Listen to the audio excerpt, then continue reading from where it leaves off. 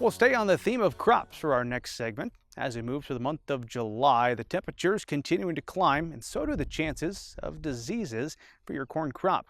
Nebraska Extension plant pathologist Tamra Jackson-Ziems is the expert in this area. I sat down with her recently to learn more about some of these threats.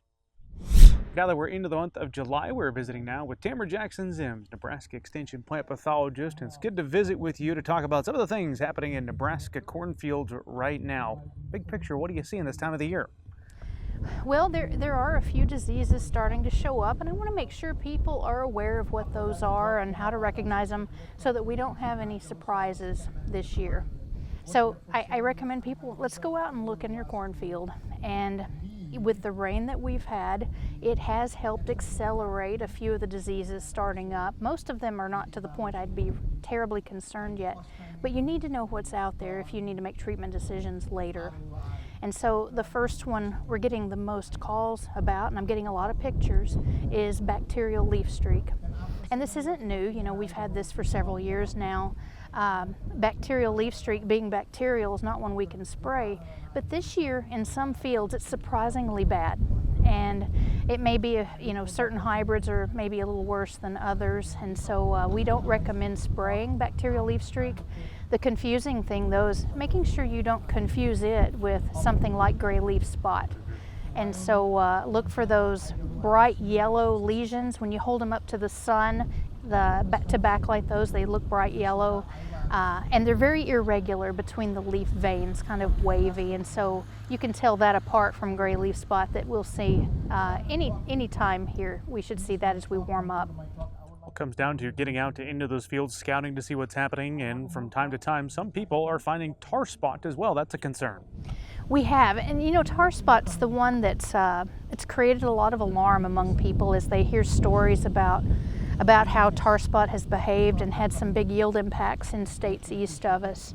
And so last year, people may remember that we confirmed tar spot about halfway across the state, and so moved into the east, has pushed its way west to about Highway 281, so from a line from Hastings north to about O'Neill. And so on that western edge, we're not seeing it yet this year, but we are seeing it in the far southeast corner of the state. We're seeing some in those eastern counties, and that's exactly what I would expect. And so in those eastern counties in Nebraska, the fungus has had time to build up. We call that inoculum, and so this inoculum is built up. And when conditions are right and favorable, and that has a lot to do with the rainfall that we had early in the season, that has promoted some tar spot development. Now, not a whole lot though, and in fact the most common red or black spots you see on leaves is still insect frass.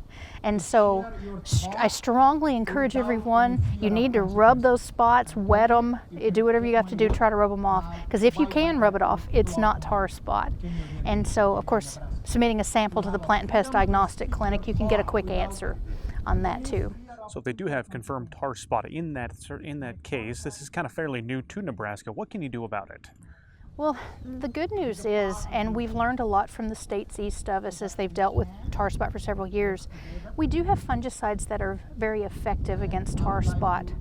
And we know from university data, Purdue University's data in Indiana, that when they treat, when tar spot's severity is low, they still have a real good chance of beating it. And so applying fungicides that are two-way or three-way mixes of active ingredients from 2 or 3 classes do a very good job. And we've got ratings for those products, so if you need help selecting those, look in on the Crop Protection Network or in our weed guide, the EC 130. There's ratings there. And we know applying in Purdue studies, applying between about VT, tassel emergence, and either R2 or R3, so up to about blister and dough if you need to. That has given the best control in those studies. So there's a lot of data out there. We just need to reach out and mine that and then learn more as we move forward.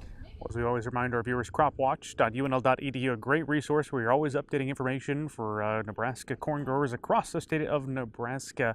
What else is on your mind though? Final thoughts? I think we just have to keep scouting this year.